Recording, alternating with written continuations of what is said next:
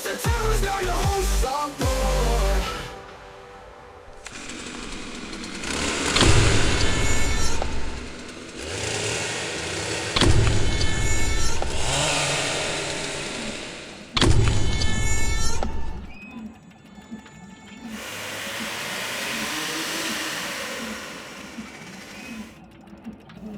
What is going on, horror fans? Zomboy here. You're watching another episode of Twisted Terrors. On this episode, we're going to be talking about 1974's The Texas Chain Saw Massacre. This movie was directed by Tobe Hooper. It's rated R. IMDb has this one rated as a 7.4 out of 10. Letterboxd has this one rated as a 3.8 out of 5. I'll read the plot. 5 friends head out to rural Texas to visit the grave of a grandfather. On the way, they stumble across what happens to be a deserted house, only to discover something sinister within, something armed with a chainsaw. This one has a tagline, "Who will survive and what will be left of them?" So this movie starts off with a news report about a cemetery that has been grave robbed. A bunch of bodies were taken, a bunch of graves were desecrated, and someone took a bunch of bodies and made a statue and wired it together and left it out for everyone to see. In a ditch near the perimeter of the cemetery. Subsequent investigation has revealed at least a dozen empty crypts, and it's feared more will turn up as the probe continues. Deputies report that in some instances, only parts of a corpse had been removed. The head, or in some cases, the extremities removed. So this movie cuts to a group of 5 friends. They're heading to the cemetery to check on their grandfather's grave to see if it was one of the ones that was broken into. You have Sally, who's played by Marilyn Burns. Her brother Franklin, played by Paul Pardigan. Jerry, played by Alan Danziger. Kirk, played by William Bach. Pam, played by Terry McMinn. So this group of friends is driving in a van through Texas, heading to grandfather's old house. On the way, they pick up a hitchhiker who ends up to be a little on the crazy side. I think we just picked up Dracula. Where you headed, man? South. I was at the slaughterhouse. I got an uncle that works at a slaughterhouse. Hey, my brother worked there. My grandfather, too. My family's always been in me. Whole family of Draculas. Grabs Franklin's knife, ends up cutting his hand open.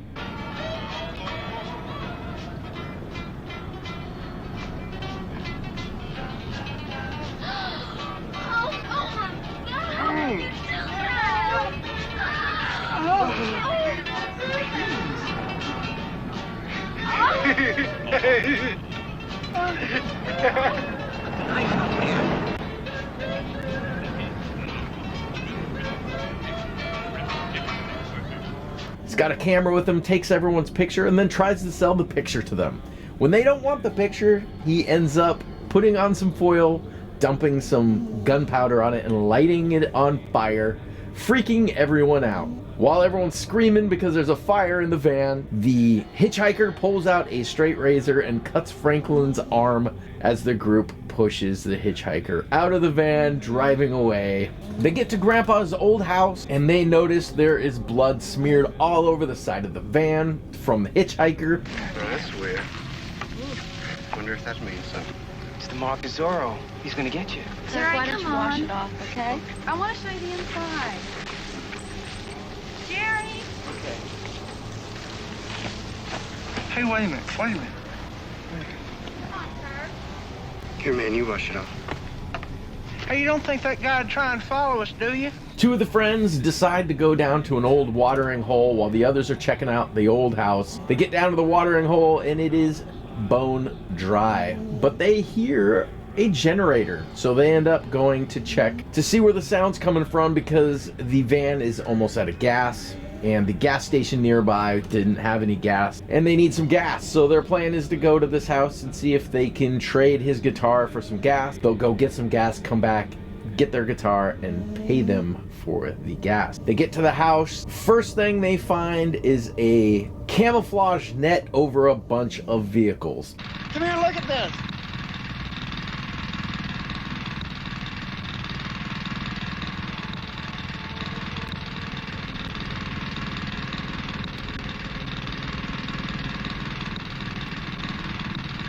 And if this doesn't scream, we abduct people, then I don't know what does. At this point, I think I'd have left. But they go check out the house. They're knocking on the door. No one's answering.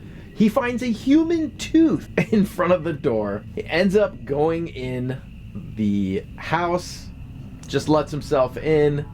He's calling for somebody, and then a giant metal door opens, and he gets bludgeoned in the head by Leatherface himself with a giant hammer, pulling him into the metal door and slamming it shut. Leatherface is played by Gunnar Hansen in this one. The girl ends up walking to the house when she realizes the guy's no longer there. She walks into the house calling his name. He's not answering. She makes her way through the dark, dank, dirty house to a back room where she trips and realizes she's laying on the floor of a room full of furniture made of human remains, bones. There's art on the wall. They've made lamps. There's skulls all over the place from humans. She is freaking out.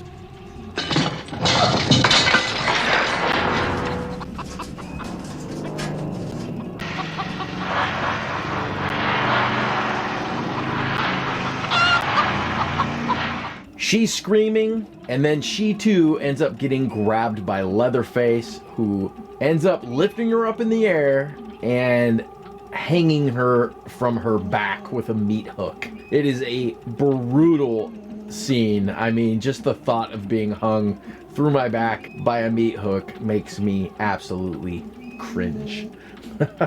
While she's hanging on the meat hook, she gets to watch as Leatherface fires up his chainsaw for the first time in the movie and starts to cut Kirk up into little pieces. Goes back to the house. You've got Gary. He decides he needs to go find his friends. He's gonna go down to the watering hole and get them. And he leaves Franklin and Sally at the house. Jerry can't find his friends, but he also hears the generator and ends up going to check it out. He makes it to the same house the other group did, and he's knocking on the door. No one's answering, but then he notices the towel hanging on the banister is the towel his friends took to go swimming. Okay, you guys. Come on out. Come on. So he walks in the house. Apparently in the 70s, you just walk into people's houses, because that's what you do.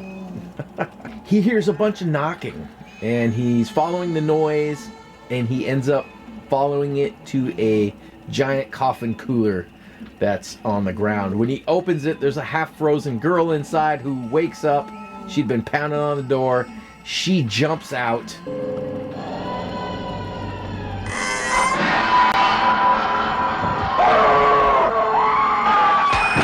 He as well gets hit in the head with a giant hammer.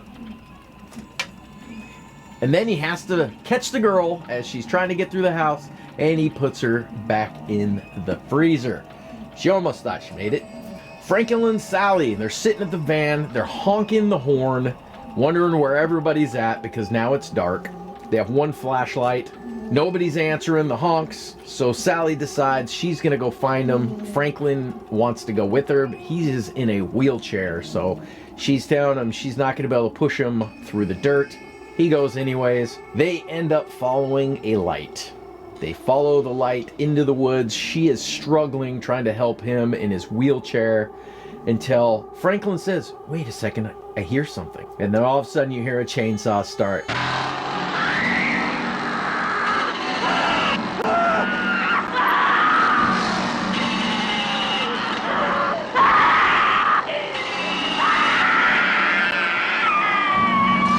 And Franklin eats a chainsaw. Franklin gets decimated by Leatherface with the chainsaw. Sally runs away. And this scene's pretty brutal because she's running, and in the background you can see Leatherface is following her, blasting his chainsaw, which is making all kinds of noise. And at one point, her hair gets stuck in all these bramble bushes, and she's yanking, pulling her hair, and Leatherface is getting closer and closer. Great scene of tension before she finally gets away. She makes it to the house, she shuts the door, locks it, runs upstairs. Of course, Leatherface can't get in, so he cuts the door open with his chainsaw to get in the house. She runs upstairs into her room where she finds a whole bunch of corpses all rotting away, and Leatherface is running up the stairs with the chainsaw. Her only hope to get out is she jumps out of the 2-story window.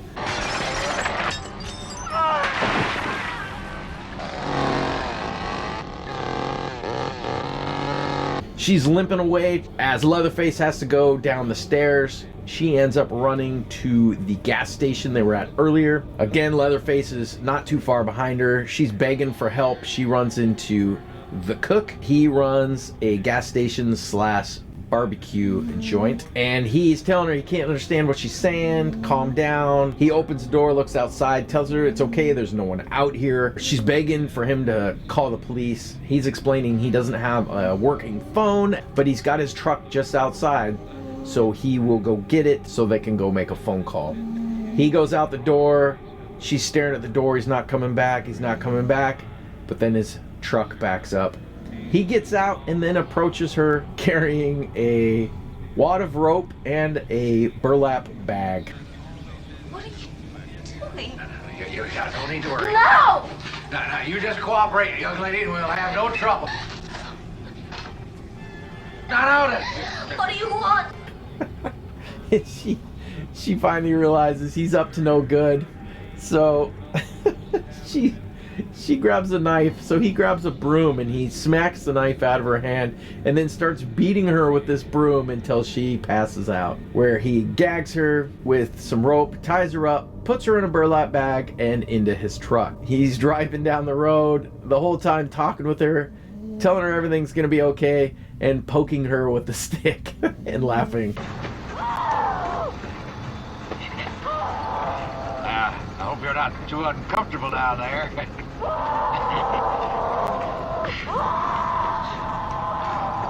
got nothing to worry about. You just take it easy, yeah?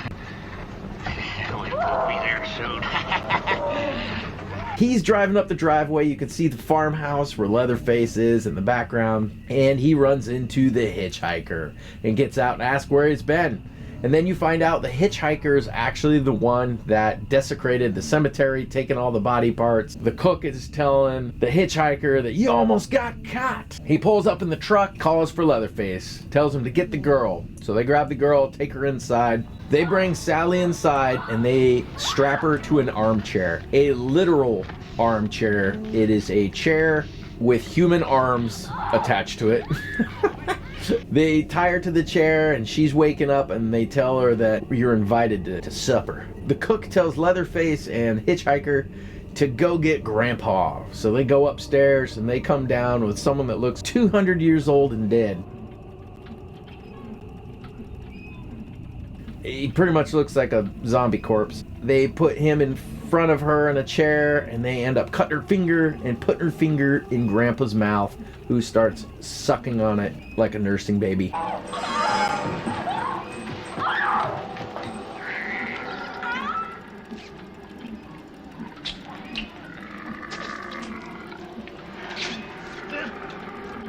He's not dead or a corpse. He's just really old.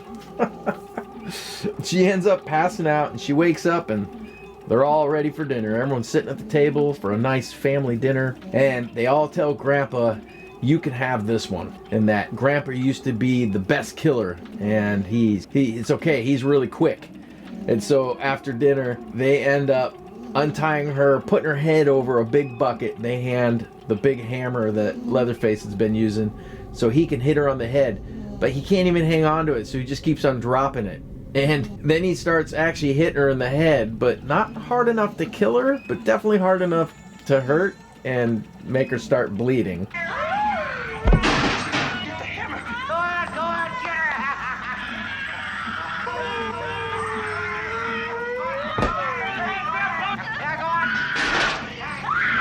She ends up getting out of their grasps, and she again jumps out of the window, and she is running down the driveway as fast as she can. Leatherface goes to get his chainsaw, and the hitchhiker's right on her tail. As she makes it out to the road, the hitchhiker's got his straight razor and starts just slashing up her back.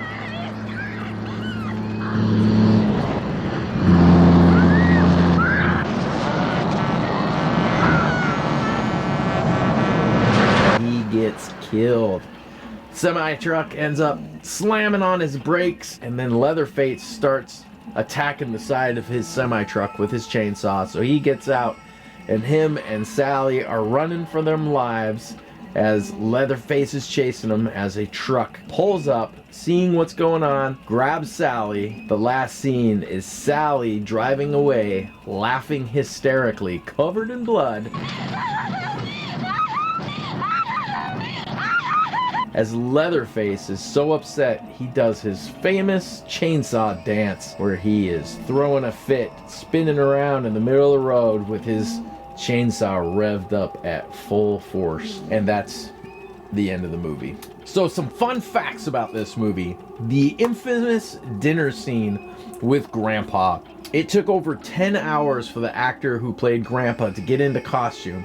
And once they got him in, he said he was not going to do that ever again. So they spent 27 straight hours filming every scene with Grandpa for the dinner scene. So that way he did not have to get back in the makeup a second time. Gunnar Hansen, who played Leatherface, he wore 3-inch lifts on his feet, and his costume was made of wool. And you can imagine at the heat of Texas when they filmed this, by the end, no one wanted to sit and eat lunch anywhere near Gunnar because he smelled so bad because he was not allowed to wash his costume. You can imagine in the heat how much that smelled. So the actor that narrated the first part of this movie, supposedly, he was not paid in money at all for that time.